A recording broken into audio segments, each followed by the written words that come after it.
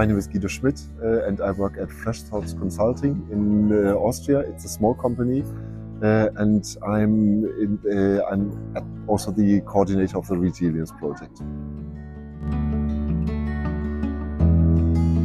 I would say Europe is already doing a lot to make regions more resilient, especially to climate change. I mean, resilience might be much more open, but if we talk about climate change adaptation, there is already a lot which is taking place. For example, there are guidances of how to make climate-proof the investments which use EU funds. There are a lot of innovation projects where the European Union funds projects which initiated like demonstrator projects where you can foster climate adaptation with specific initiative and then see how it works out, test it, and it's not money of the regions which is getting there, but it's money of the European Union, for example. And then very recently the European Union has agreed on the nature restoration law.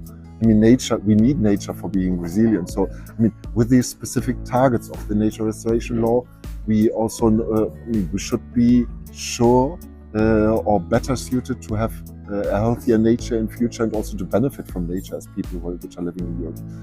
But on the other side, I mean, all this is nice, but much more could be done. So, I mean, I would expect, for example, Europe to be much tougher on the investments which do not match with these climate proofing guidance, or there's another assessment which is do no significant harm. So no money which you should invest in any infrastructure, for example, should be harming climate mitigation, climate adaptation, sustainable water use, or nature and biodiversity. So this should be checked, and this should be seriously checked. And I mean, I've seen some of these assessments, and they are really not up to the standards to ensure that this infrastructure will be working in 20 or in 50 years, and on the other side that it doesn't cause harm to anybody else.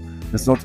I mean, one of the big risks is that we only think of our own resilience, our own adaptation to get everything, but we don't think about how this affects others.